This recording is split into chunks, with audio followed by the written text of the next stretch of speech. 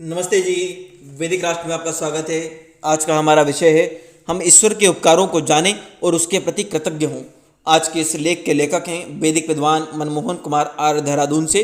आगे बढ़ने से पहले आपको बता दें, वैदिक राष्ट्र पर हम लगातार वेद के सिद्धांतों से जुड़े जुड़े हुए विषय आपके लिए लेकर आते हैं। इसीलिए वैदिक राष्ट्र को लाइक करें, शेयर करें, सब्सक्राइब करें, बेल आइकन की घंटी को दबा दें और अपने कीमती सुझाव कमेंट अवश्य करें।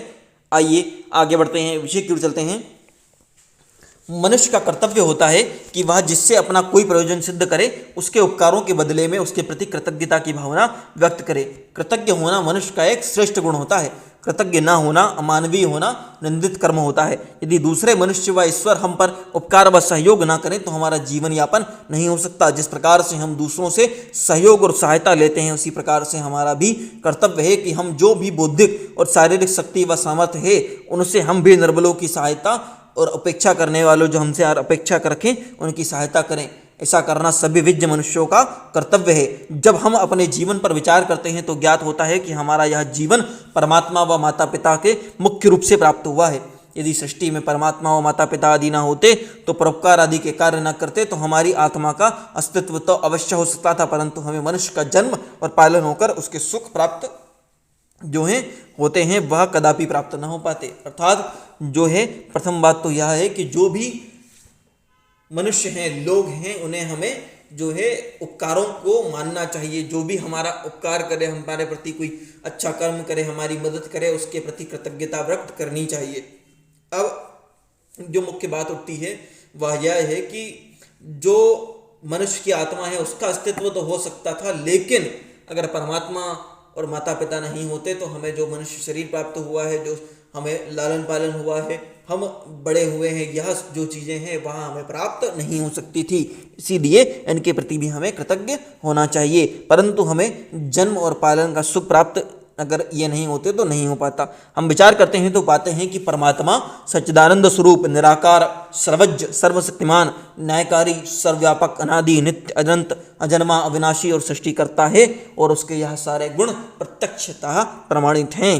परमात्मा ने ही अनादि, नित्य, स्वयंभू पदार्थ, प्रकृति और जड़, चेतन, अवचेतन, अचेतन व जड़ है, उससे जो प्रकृति अचेतन और जड़ है उससे ही हमारी सृष्टि को बनाया है। उस प्रकृति से परमात्मा ने संसार किसके लिए बनाया है, प्रश्न यहाँ उठता है। इसका उत्तर है कि परमात्मा ने हम व हमारे समान जीवों को सुखों की प्राप्ति व दुखों की निवृत्ति के लिए अर्थात मोक्ष प्रदान करने के लिए इसे बनाया है। परमात्मा ने ही सृष्टि व इसके सूर्य, चंद्र, ग्रह, नक्षत्र, उपग्रह, पृथ्वी आदि, अग्नि, जल, वायु, आकाश सहित अन्य वनस्पति, दुग्ध, प्राणी जगत, भोग करने वाले सभी पदार्थों को परमेश्वर ने बनाया है।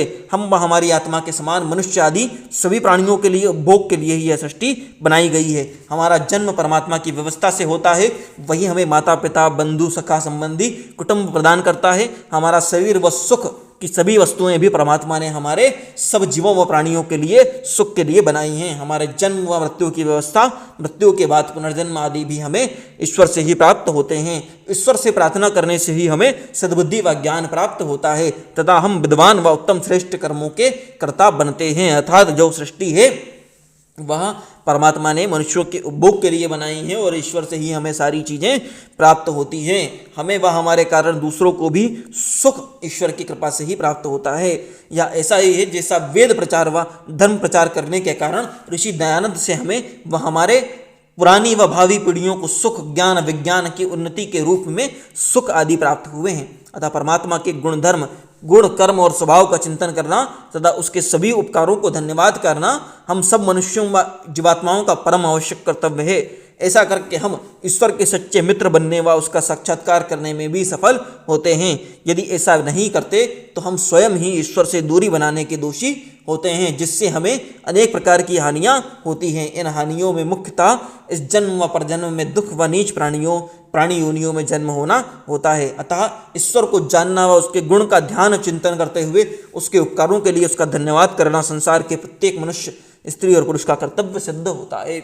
अर्थात ईश्वर ने मनुष्यों के लिए, हमारे लिए, सभी प्राणी जगत के लिए, उसकी सुखी और उन्नति के लिए, मोक्ष प्राप्त करने के लिए, उसको जो चीज़ें हैं उसके लिए या सृष्टि बनाई गई है, उसको सारी व्यवस्थाएं की गई हैं परमात्मा की तरफ से। इसीलिए हमें परमात्मा का कृतज्ञ होना चाहिए। अपने स्त्री पुरुष का यह कर्तव्य सभी का होता है।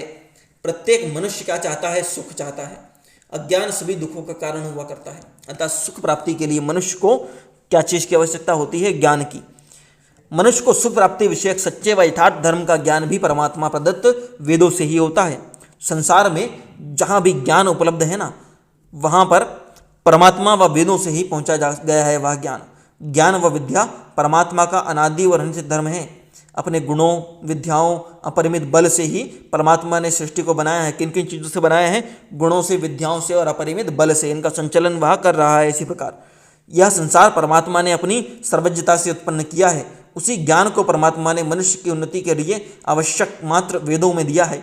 हम वेदों को पढ़कर व उसके सत्य अर्थों को जानकर ही विद्वान बन सकते हैं। यदि परमात्मा ने सृष्टि के आरंभ में 4 वेदों का ज्ञान नहीं दिया होता तो आज तक मनुष्य अविद्या युक्त ही रहते। सृष्टि के आरंभ में बिना परमात्मा से ज्ञान प्राप्त किए मनुष्य स्वयं की भाषा व ज्ञान को उत्पन्न नहीं कर सकते। भाषा व ज्ञान दोनों ही उसे सृष्टि के आरंभ में मानव शरीर व सृष्टिगत पदार्थों की भांति परमात्मा से ही प्राप्त होते हैं। हम देखते हैं कि आज भी बड़े बड़े विद्वान माने जाने वाले लोग अविद्या से ग्रस्त हैं। बड़े बड़े विद्वानों को भी ईश्वर व आत्मा विषयक ज्ञान नहीं है। वह वेद ज्ञान के विरुद्ध बातें करते हैं व जीवन व्यतीत करते हैं। ईश्वर की उपासना, देवयज्ञ, अग्निहोत्र, परोपकारी के कार्य आदि उनके जीवन में देखने को नहीं मिलते। बहुत से ज्ञानी लोगों को शाकाहार भोजन की विशेषताओं का भी ज्ञान नहीं है। अतः ऐसे लोग विद्वान कहलाकर भी विद्वान नहीं होते। आप देखते ही होंगे लोगों को, वो जो हैं न शाकाहार के महत्व को जानते हैं, न वेदों का अध्ययन करते हैं, न वेदों का स्वाध्याय करते हैं, न परोपकार की भावनाएं रखते हैं। तो ऐसे लोग विद्वान होकर भी विद्वान नहीं होते। सच्चे विद्वान कौन होते हैं? वही होते हैं जिनको वेदों का ज्ञान होता है, जिनके गुण, कर्म और स्वभाव वेदों के अनुकूल होते हैं। तथा मनुष्य को वेदाध्ययन कर अपने कर्तव्यों का ज्ञान करना चाहिए। उन कर्तव्यों को करते हुए ईश्वर के प्रति आदर, सम्मान और भक्तिभाव को रखना चाहिए। सब मनुष्यों को उपासना करते हुए उसके प्रति कृतज्ञता व प्रकाश व उसका धन्यवाद करना चाहिए। ऐसा करने से ही मनुष्य का जीवन सार्थक व सफल होता है। ईश्वर की वैदिक विधि से उपासना करने से रहित सहित जो जीवन है, जो जीवन ईश्वर की वैदिक विधि से उपासना नहीं करते लोग, इस प्रकार के जीवन के लोग नास्तिक जीवन ही जीते हैं। नास्तिक का अर्थ वेदों को ना मानने वाला होता है, उन्हें ना जानने वाला, वेदों की निंदा करने वाला। इस परिभाषा के अनुसार संसार के अधिकांश लोग आस्तिक न होकर नास्तिक ही सिद्ध होते हैं। अतः सब मनुष्यों का क्या कर्तव्य है कि वह वेदों को पढ़ें, उन्हें जानें, सत्यासत्य का निर्णय कर सत्य का ग्रहण, असत्य का त्याग करें। साथ ही साथ सच्चे आस्तिक वेदानुयायी बने। ऐसा करके ही हम मनुष्य शब्द का अर्थ मनन पूर्वक सत्य को स्वीकार व आचरण करना सिद्ध करेंगे और बन सकेंगे। अर्थात मनुष्य शब्द का जो वास्तविक अर्थ होता है, मनन करना, चिंतन करना, सत्य को स्वीकार करना, वह तभी बन सकता है जब हम सच्चे अर्थ में आस्तिक बने। सच्चे अर्थ में आस्तिक बनने का मार्ग क्या है कि हम वेदों की शरण में आएं, वेदों के मार्ग पर चलें। वेदों सहित ऋषियों के ग्रंथों व ऋषि दयानंद के सत्यार्थ प्रकाश, ऋग्वेद भाष्य भूमिका, ऋग्वेद यजुर्वेद भाष्य, संस्कार विधि, आर्याभिनय, पंचमहायज्ञ विधि, व्यवहार भानु, गोकर्णानिधि और ऋषि दयानंद का जीवन चरित्र आदि ग्रंथों का अध्ययन कर मनुष्य आस्तिक व ईश्वर के प्रति कृतज्ञ बनता है। इससे वह ईश्वर की भक्ति व उपासना कर अपनी आत्मा को दुर्व्यसनों और दुर्गुणों, दुखों से मुक्त, सद्गुणों व सुखों से युक्त करता है। जन्म जन्मांतरों में सच्चे आस्तिक व ईश्वर भक्त की उन्नति होती है। मनुष्यों की देव योनि में उनका पुनर्जन्म और सुखों की प्राप्ति होती है। अतः मनुष्य को विचार व चिंतन कर ईश्वर के उपकारों को जानना चाहिए। इन उपकारों के लिए ईश्वर का कृतज्ञ बनकर उसकी उपासना करनी चाहिए। उसके साथ ही सब मनुष्यों को ईश्वर से प्रेरणा ग्रहण कर परोपकार आदि सत्कर्मों को करना चाहिए। ओम। प्रस्तुत लेख के लेखक जो हैं वैदिक विद्वान मनमोहन कुमार आर, देहरादून से। एक बार हम पुनः जो हमने पढ़ा उनको दोहराएंगे। परमात्मा अर्थात माता पिता जो है, इन्हीं परमात्मा सृष्टि में परमात्मा और माता पिता, इन्हीं से जीवन संभव है। अन्यथा हमारी आत्मा का अस्तित्व तो होता वरना जीवन का अस्तित्व नहीं होता। अब संसार क्यों बना है? तो सृष्टि की रचना जीवों को सुख प्राप्ति के लिए, दुखों की निवृत्ति के लिए, मोक्ष की प्राप्ति के लिए हुई है।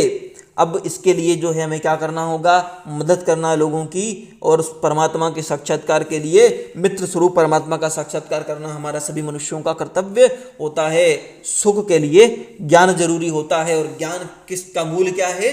वेद। इसीलिए वेदों का अध्ययन करना, सत्यार्थ प्रकाश का अध्ययन करना मनुष्य का परम कर्तव्य है। मनुष्य को वेदों के मार्ग में चलना चाहिए, वेदों की शरण में आना चाहिए।